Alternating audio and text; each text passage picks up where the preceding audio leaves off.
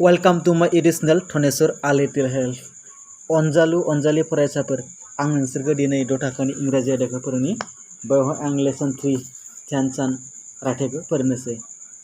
ध्यानचांद was one of the eminent Indian sports personalities who achieved world fame. ध्यानचांदआ जाबाय भारतनि मुंदांखा खेला गेलेगिरिफोरनि गेजेराव सासे जाय बुहुमाव मुंदांखा जादोंमोन। ध्यानचांद attained international stature in the field of hockey. ध्यानचांदआ बुहुमारि फोथाराव हकीनि खेला गेलेनायाव बयजोंबो मुंदांखा जादोंमोन। And is counted among the greatest sports legends आरो बिखौ बुहुमनि मुंदांखा खेला गेलेगिरिनि गेजेराव साननाय जायो। It is said that बेखौ फोथायनाय जायो जे what Pele is to football and Muhammad Ali is to boxing, ध्यानचांद is to hockey. पेलेखौ फुटबलनि होनना जोङो मिथिनाय जायो आरो मोहम्मद आलीखौ जोङो बक्सिं बुङोब्ला बुजि मोननाय जायो। बेबायदिनो ध्यानचांदखौबो हकी बुङोब्ला जोङो मिथिनाय जायो। He remains the greatest hockey player of all time. बियो गासै समावनो हकी खेलागिरिफोरनि गेजेरावनो गोसोखांथावना जागोन। Till the arrival of the ध्यानचांद सफैनायनि सिगां the Europeans and the Americans were the leading masters of the game. Europe हादोरमा आरो आमेरिका हादोरमाफोरा हकी गेलेनायाव जोबोर मुंदांखामोन। माब्लामोन? जेब्ला ध्यानचांदआ खेला गेलेनायनि सिगां। ध्यानचांद shocked the Europeans and the Americans with his splendid performance in 3 Olympics. ध्यानचांदआ Europe हादोरमानि आरो आमेरिका हादोरमानि मानसिफोरखौ बियो मोनथाम अलिम्पिक खेलायाव मोजां गेलेनानै गोमोहाबहोनो हादोंमोन। This great hockey player was born as Dhyan Singh in August 1905 into a Rajput family in Allahabad. बे मुंदांखा हकी गेलेगिरिया ध्यान सिंह महरै 1905 मायथाइनि आगस्त दानाव एलाहाबादनि राजपुत नखराव जोनोम जादोंमोन। The turning point of his life came when he joined the British Indian Army at the age of 16. बिनि जिउनि मोनसे टार्निं पइन्टआ फैदोंमोन जेब्ला बियो ब्रिटिश भारतारि आर्मियाव 16 बोसोर बैसोआव जइन जादोंमोन। The army gave him the most needed opportunity and facilities to practice hockey. Armiya बिखौ जोबोर प्रेक्टिस खालामनायाव मदद होदोंमोन आरो खाबु होदोंमोन।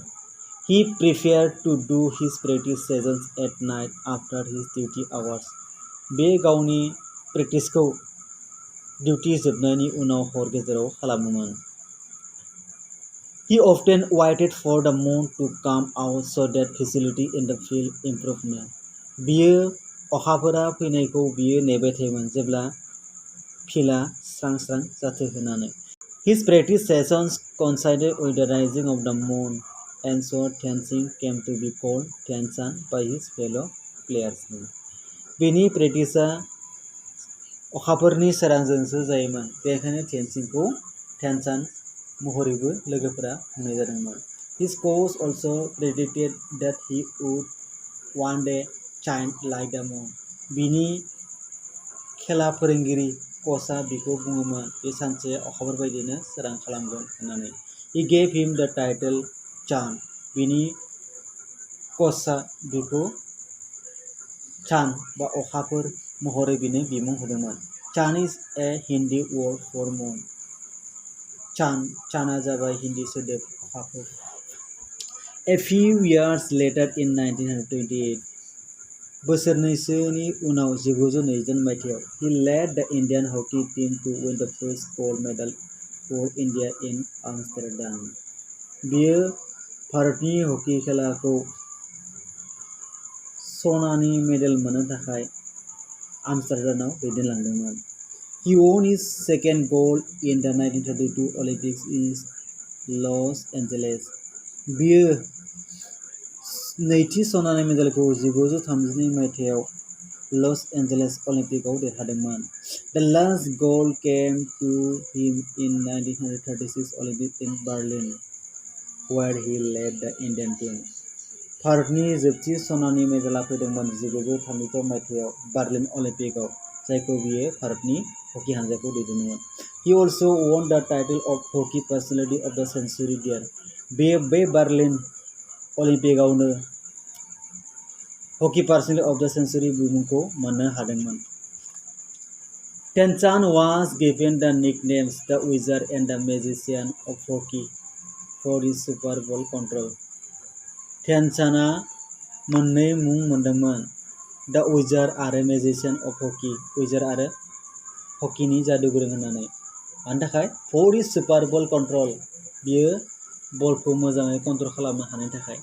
During his sporting career spanning 23 years, गावनि खेला गेलेनाय समाव 23 बोसोर गेलेनानै 1990 निफ्राय 1949 मायथाइसिम, he scored a total of 570 goals in 15 matches. बियो 15 खेलायाव 570 ता गल होदोंमोननो। According to his autobiography titled Goal, गावनिनो सुजुनाय गल मुंनि टाइटल बिजाबाव। The government of India awarded him the National Honor of Padma Bhushan in 1956. Bharat सरकारा बिथांनो 1952 मायथाइयाव पद्म भूषण सन्मानखौ होदोंमोन। And he passed away at the age of 74 in Delhi on 3 December 1979. बियो 1979 मायथाइनि 3 दिसेम्बराव 74 बैसोआव बियो दिल्लीयाव थैलांदोंमोन। Very appropriately, his birthday 29 August is celebrated as National Sports Day. जोबोर मोजाङै बिनि जोनोम सान 29 आगस्तखौ भारतारि खेला सान हिसाबै फालिनाय जायो। अब्ला जों बुजि मोनबाय ध्यानचान्दआ सोरमोन आरो बियो मा गेलेदोंमोन आरो माब्ला जोनोम जादोंमोन, माब्ला थैदोंमोन। दानिया जोङो सोंनाय फैनायखौ नायनोसै। Let's find how much we have understood. फै जोङो मा बुजि मोनखो जोङो नायनोसै। ए नाम्बार दङ, with which other sports person is ध्यानचान्द compare? ध्यानचान्दखौ सोर खेलागिरिफोरजों रुजुनाय जायो? जों मिथिगौ मोहम्मद आली आरो पेलेमोनजों रुजुनाय जायो। ध्यानचान्द is compared to Muhammad Ali and Pele. B number 9. Who were the leading master of hockey when ध्यानचान्द started his career? ध्यानचान्दआ गावनि केरियारखौ जागायनायनि सिगां हकी गेलेनायाव सोर गोरोंसिनमोन? जों मिथिगौ इउर'पारि आरो आमेरिकानि हादोरमानि मानसिफोरा। The Europeans and the Americans were the leading masters of the hockey when ध्यानचान्द started his career. C number 9. When did the turning point in ध्यानचान्द's life come? ध्यानचान्दनि जोनोमाव माब्ला टार्निं पइन्टआ फैदोंमोन? जों मिथिगौ जेब्ला ध्यानचान्दआ 16 बोसोर बैसोआव ब्रिटिश इन्डियान आर्मियाव जइन जायो अब्ला बिनि जिउआव टार्निं फैदोंमोन। The turning point came when ध्यानचान्द joined British Indian Army at the age of 16. दानिया जोङो D नाम्बारखौ नायदो। How did Dhyan Singh become ध्यानचान्द? ध्यानसिंहआ माबायदियै ध्यानचान्द मुं मोननाय? जों मिथिगौ ध्यानसिंहआ डिउटि जोबखांनानै अखाफोरनि सोरांजोंसो प्रेक्टिस खालामबाय थायोमोन। बेबायदि खालामबाय थानायावनो बियो बिनि कचआ बिखौ ध्यानसिंहखौ ध्यानचान्द होनना बुंनाय जादों। Dhyan Singh practice in the field with the help of moon, so he was called ध्यानचान्द। दानिया जोङो मा नायदो E नाम्बाराव। Why did ध्यानचान्द win the title Hockey Personality of the Century? ध्यानचान्दआ बबेयाव हकी पार्सनेलिटी अफ द सेंचुरी बिमुंखौ मोनदोंमोन? जों मिथिगौ बार्लिन अलिम्पिकआव। In Berlin Olympic, Dhyan Chand won the title Hockey Personality of the Century. What is the birthday celebrated as? ध्यानचान्दनि जोनोम सानखौ मा हिसाबै फालिनाय जायो? जों मिथिगौ भारतारि खेला सान हिसाबै। Dhyansingh's birthday is celebrated as National Sports Day of India. Why was he given the nicknames the Wizard and the Magician of Hockey? मानो बिनो निकनेम मुं होखोमादोंमोन दा wizard and the magician of द हकी हकीनि जादुगर होननानै मानोना बियो बलफोरखौ मोजाङै कन्ट्रल खालामनो हायोमोन।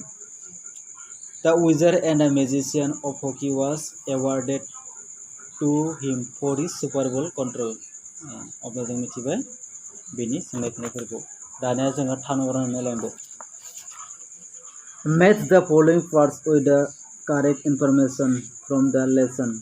गाहायनि बाथ्रा खोन्दोफोरखौ जोङो लेसननि बाथ्राखौ मिलायनानै जोङो गोरोबहोनांगोन। 3नि ए नम्बर दङ टेनसन वाज बर्न। टेनसना बबेयाव जोनोम जादोंमोन? जों मिथिगौ 1905 मायथाइयाव जोनोम जादोंमोन। Tension was born in 1905. He joined the British Indian Army. बियो ब्रिटिश इन्डियान आर्मियाव बेसे मायथाइयाव जयेन जादोंमोन? जों मिथिगौ 16 बोसोर बैसोआव। He joined the British Indian Army at the age of 16. The first gold medal for India. भारतआ गिबि सनानि मेडेलखौ माब्ला मोनदोंमोन? जों मिथिगौ 1922 मायथाइयाव। The first gold medal for India came in 1928. The 1932 Olympic brought 1932 मायथाइयाव भारतआ अलिम्पिकआव नैथि सनानि मेडेल मोनदोंमोन। India's second gold in hockey. Goal is the name of. गलआ सोरनि सोरजिनाय बिजाबनि मुंमोन? गलआ जाबाय ध्यानचन्दआ गावनो लिरनाय बिजाबनि मुं। Goal is the name of Dhyanchand's autobiography. दानिया फैदो जोङो 3 नाम्बाराव। Let's check how much we have understood the lesson. Say whether the following statements about Dhyanchand are true or false. फै जोङो मा बुजि मोनखो जोङो चेक खालामनि आरो गाहायनि बबे बाथ्राफोरा ध्यानचन्दनि बागै नंगौ नङा जोङो लिरनि। ए नाम्बार दङ Dhyan Chand came to be called Dhyan Chand. ध्यानचन्दखौनो ध्यानचन्द होननानै बुंनाय जायो। नंगौ बेयो ट्रु जागोन। बी नाम्बार दङ ध्यानचन्द वाज बर्न इन इलाहाबाद इन 1905. बेबो नंगौ। ध्यानचन्दआ 1905 मायथाइयाव इलाहाबादाव जोनोम जादोंमोन। He was born in the month of September. बियो सेप्तेम्बर दानाव जोनोम जादोंमोन। बेयो नङा, बेयो सेप्तेम्बर नङा, आगष्टआवसो जोनोम जादोंमोन। अब्ला बेयो फल्स जागोन। डी नाम्बार नाय Dhyan Chand was a football player. ध्यानचन्दआ फुटबल गेलेगिरिमोन। बे नङा, मानोना बियो हकी गेलेगिरिमोन। अब्ला बेयो फल्स जागोन। India won the first gold medal in hockey in 1928. भारतआ गिबि सनानि मेडेलखौ 1922 मायथाइयाव मोनदोंमोन। बे कारेक्ट जागोन। बेनिखायनो ट्रु जागोन। एफआव नाय Dhyanchand scored a total of 600 goals in 20 matches. ध्यानचन्दआ 20 खेलायाव 600 गल होदोंमोन। बे नङा, बियो 15 खेलायाव 570 गल होदोंमोन। बेयावबा जोङो फल्स जागोन। दिनै बेखिनिखौ फोजोबथ'नोसै। गोजोन्थों।